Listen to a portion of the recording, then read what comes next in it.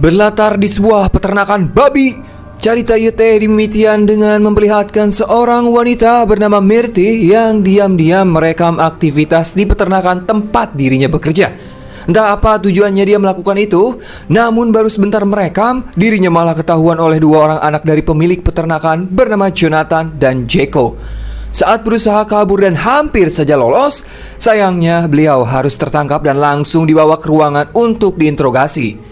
Kemudian Myrti pun ditanya-tanya oleh sang pemilik peternakan bernama Jonas.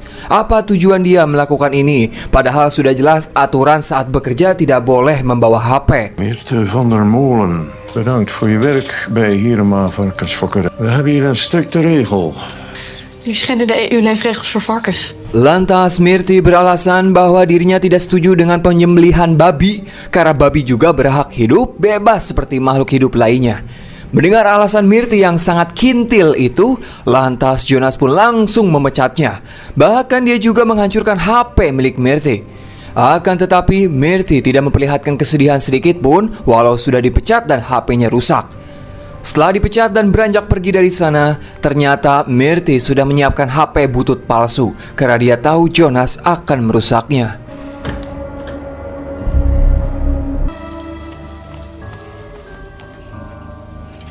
Kemudian kita diperlihatkan pada sekelompok aktivis penyayang binatang yang dipimpin oleh seorang wanita bernama Nasha.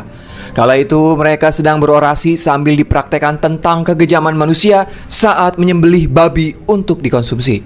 Tak berselang lama, Myrti datang ke tempat itu dan dirinya disamperkan oleh salah satu anggota bernama Humphrey. Ternyata selama ini Myrti ingin bergabung dengan kelompok tersebut, makanya ia sampai berani merekam aktivitas tempat kerjanya sebagai tanda bahwa dirinya serius mau bergabung. Ia juga langsung memperlihatkan rekaman itu kepada Humphrey. Setelah melihatnya, lantas ia pun mengundang Myrti untuk datang nanti malam. Singkat cerita, malam pun poek, Myrti pun langsung mendatangi sebuah tempat atau markas para aktivis ini. Di sana ia pun bertemu langsung dengan si ketua, yaitu Nasha. Kemudian Nasha juga memperkenalkan Myrti dengan dua anggota lainnya, yaitu Donna dan Ismail.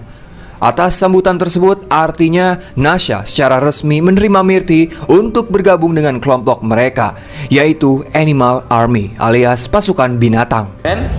Is hij ontdekt? Mag ik meer zeggen? Oh, tuurlijk. Ja? Ja, helemaal eens. Die beelden zijn zo zielig. Tuurlijk, ik bedoel, daar is het voor. Zoveel mogelijk mensen moeten dit zien. Vriendliefde. We horen daar niet. Di sini mereka pun mengobrol santai dan Myrti mulai menjelaskan alasan ia bekerja di peternakan Jonas tidak lebih hanya ingin mendapatkan rekaman tentang aktivitas di dalam sana.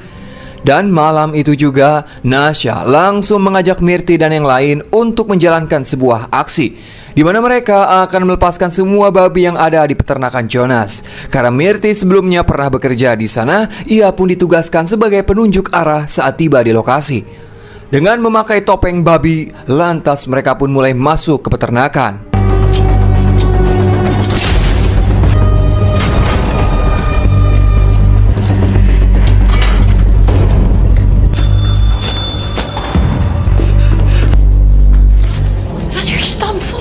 Namun setibanya di dalam, ternyata semua babi di sana sudah menghilang entah dipindahkan kemana.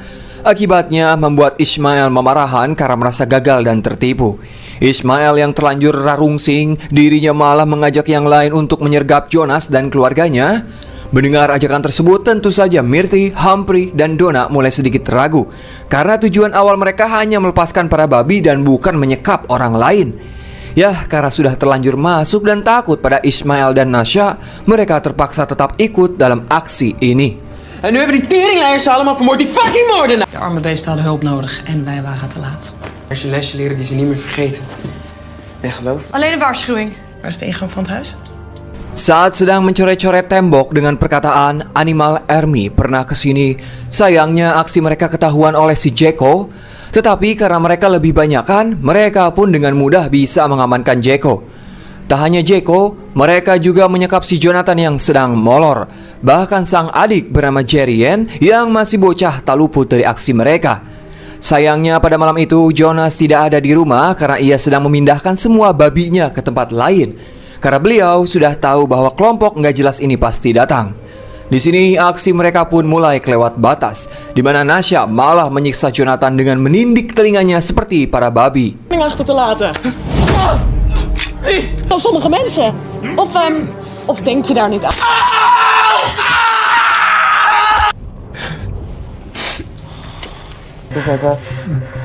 Hey, zal ik anders... Di sisi lain, Donna yang berada di kamar Jeremy, ia pun tetap bersikap tenang dan tidak barbar seperti Nasha dan Ismail, karena ia merasa kasihan melihat Jeremy yang sedang sakit.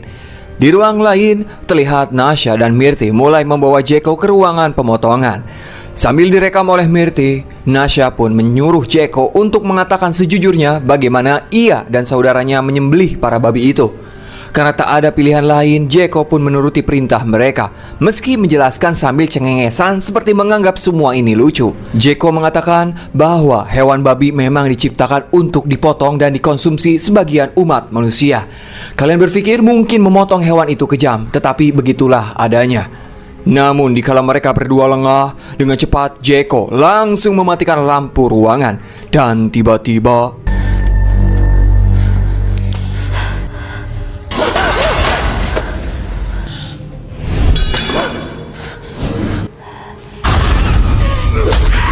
tapi sayang, Nasha berhasil menyalakan kembali lampu dan langsung menodongkan golok ke leher Jeko. Kemudian ia menyuruh Myrti kembali merekam karena Nasha akan menyetrum kepala Jeko menggunakan alat penyetrum babi. Di sini Myrti semakin ketakutan atas apa yang dilakukan Nasha karena ia sudah benar-benar keterlaluan dan di luar rencana. Namun Myrti tidak bisa apa-apa selain melakukan apa yang diperintahkan Nasha. Je durft het toch niet. Doe het dan.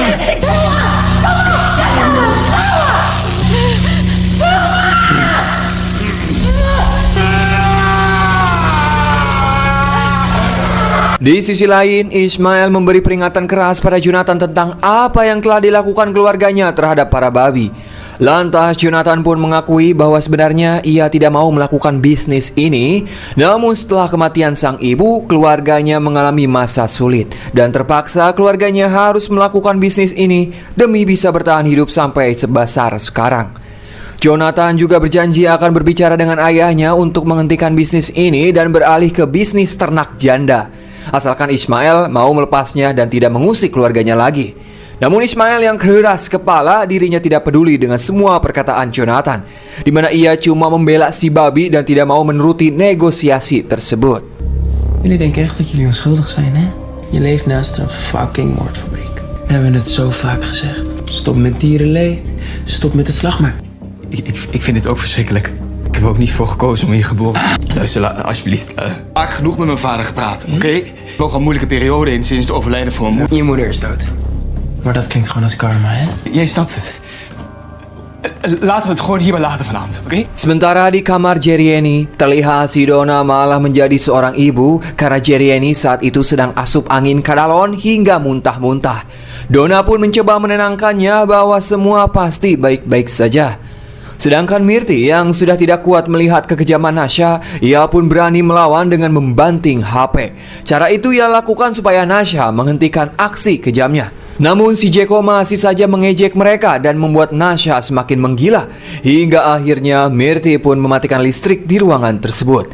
Dan di saat mereka lengah, Jeko pun berhasil melawan balik dan langsung mengambil golok milik Nasha. Tak hanya itu, Jeko juga mengetahui bahwa semua aksi ini atas perbuatan Myrti setelah ia membuka topengnya. Tak menyerah begitu saja, Myrti pun mencoba melawan balik, di mana saat Jeko lengah, diam-diam Myrti mengambil obeng dan langsung menusuk kaki Jeko. Kemudian mereka berdua pun mendorong Jeko hingga membuat setengah tubuhnya tercelup air mendidih.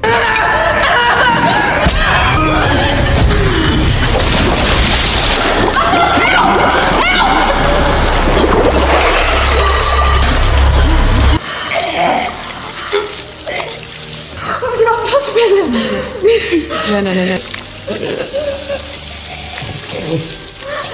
Di ruangan lain, Ismail dan Humphrey menyadari ada seseorang yang datang dan tiba-tiba di belakang mereka sudah ada Jonas dengan senjatanya. Sekarang mereka pun bisa membalik keadaan di mana giliran Ismail dan Humphrey yang disandra. Kemudian Jonas pun menyerahkan senapannya pada Jonathan dan pergi untuk mencari anaknya yang lain. Sedangkan Donna yang menyadari ada seseorang datang, ia pun segera bersembunyi di dalam lemari. Namun tiba-tiba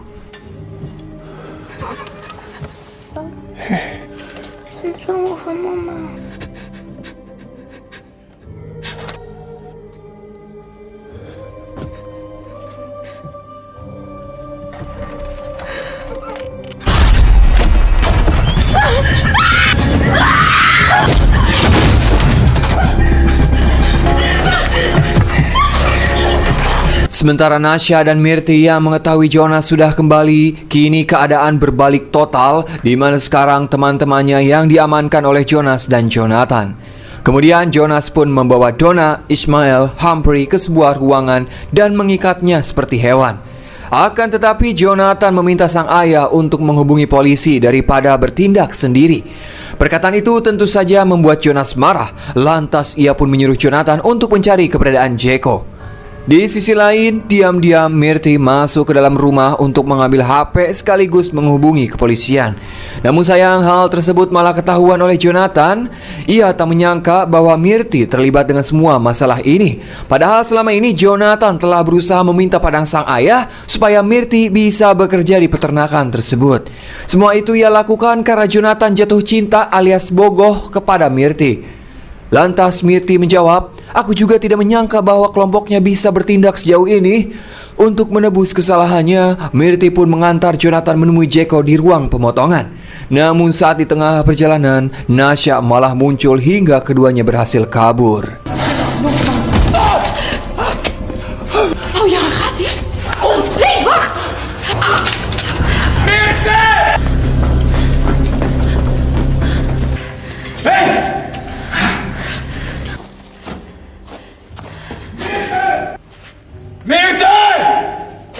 Weet je, doe alsof je mij leuk vindt.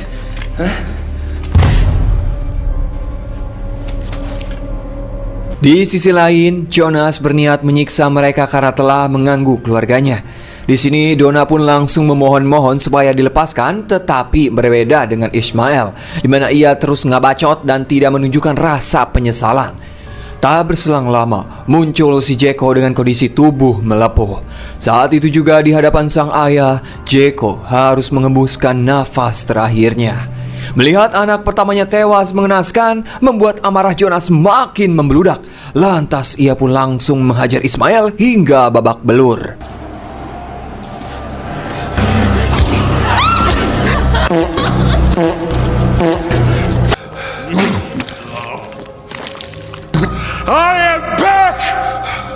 Di sisi lain, terlihat Jonathan masih berusaha mencari Myrti di kandang babi. Akan tetapi setelah berhasil menemukannya, Jonathan tidak berani menembak dan malah membiarkannya pergi. Namun tanpa Jonathan sadari, dari belakang sudah ada Nasha yang siap ngambaledog. Tapi beruntung Jonathan dengan sigap berhasil menembak kaki Nasha hingga tak berdaya.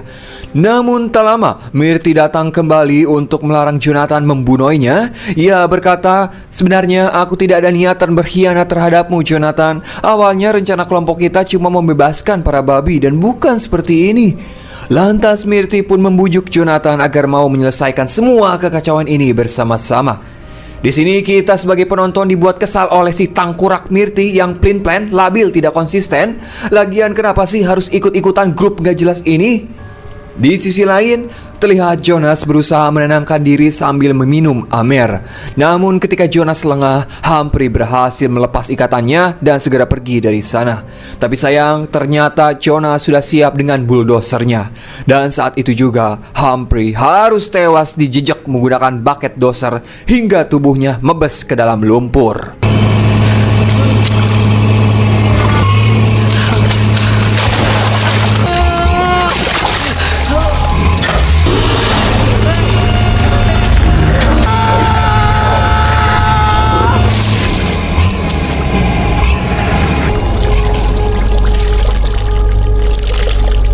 Di sisi lain, di saat Jonathan berniat mengurung Nasha, si tangkurak Myrti malah mendorong Jonathan dan berhasil mengurungnya di ruang pendingin.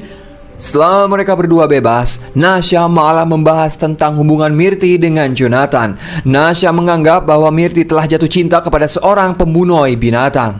Tak terima dengan tuduhan tersebut membuat mereka sedikit cekcok. Namun di tengah pertengkaran itu, Jonas muncul sambil membawa jasad Humphrey, di mana ia berniat memutilasi tubuh Humphrey sekaligus menghilangkan barang bukti untuk dijadikan pakan babi peliharaannya.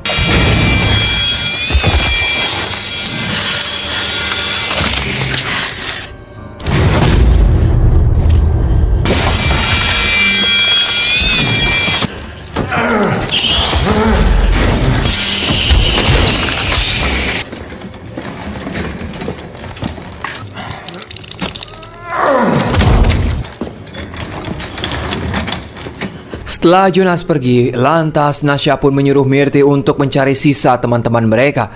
Di sisi lain, terlihat Jonathan berhasil keluar dari ruang pendingin. Namun baru saja tiba di ruang penyekapan, dirinya malah dibuat sedih dan emosi ketika melihat sang kakak sudah tewas mengenaskan.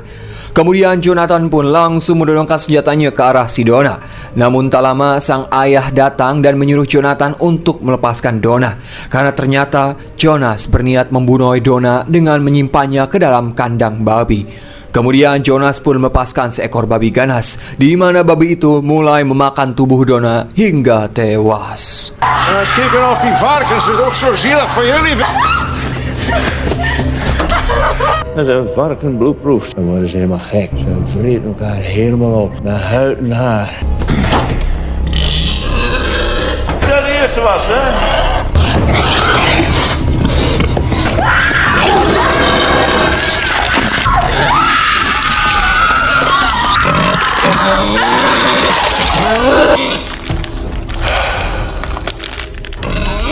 Di ruang penyekapan, kini hanya menyisakan Ismail yang terus berdoa agar diberi keselamatan.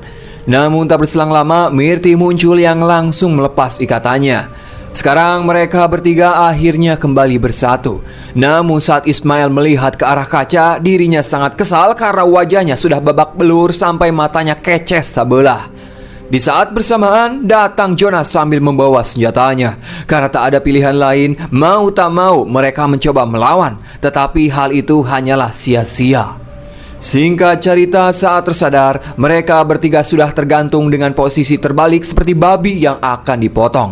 Kemudian Jonas tanpa ragu merobek perut Ismail hingga tewas. Geen vechtlust meer, nee.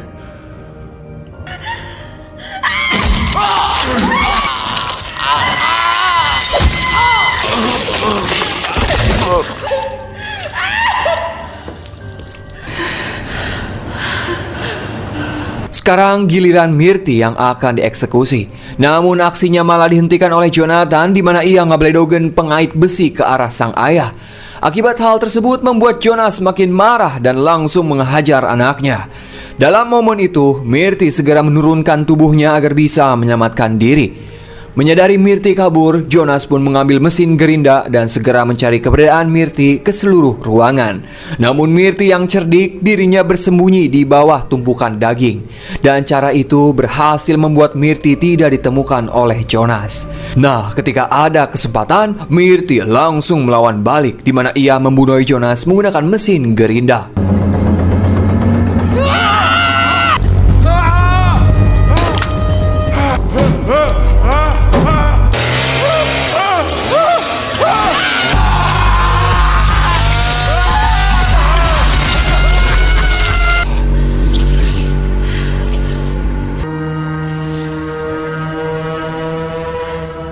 Setelah itu, Mirti pun mulai menurunkan Nasha. Mirti juga menyadarkan Jonathan yang pingsan akibat dihajar oleh ayahnya sendiri. Namun baru saja Jonathan tersadar, tiba-tiba dari arah belakang, Nasha malah menusuk Jonathan hingga tewas.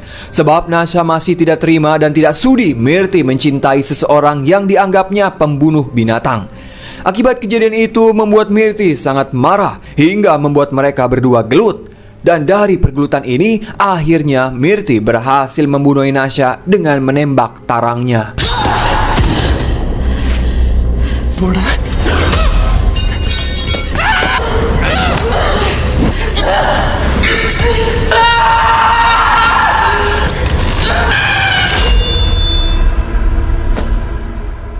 Singkat cerita, pagi puncaang, terlihat Jerieni baru terbangun dari tidurnya. Namun ketika ia berjalan ke arah gudang, ia melihat kakak pertamanya yaitu Jeko sudah tewas. Bahkan ia juga melihat sang ayah tewas mengenaskan dengan kondisi peternakannya acak kadut. Kemudian Jerieni pun berjalan keluar dan melihat Jonathan tewas dengan Mirti di pangkuannya sambil menangis. Lantas Mirti pun mencoba menenangkan Jerieni dan meminta hampura atas semua kekacauan ini. Namun hal itu hanyalah sia-sia karena inilah yang terjadi. Wacht.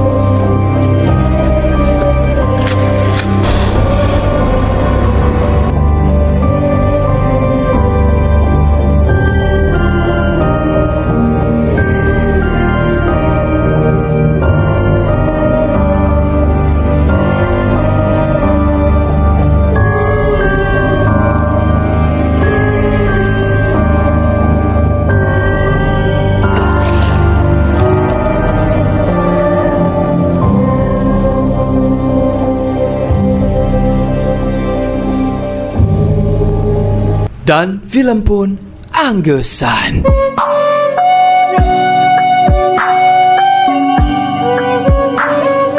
US mungkin sakitu we info ti pusat mengabarkan saya Dharma yang bertugas di peternakan Jabeng mengucapkan hatur nuhun dan tak luput saya selalu mendoakan kalian semua diberi kesehatan selalu, dilancarkan rezekinya, dipermudah segala urusana. Silakan Bapak Jokowi closingan. Selamat berjuang. Terima kasih. Sukses.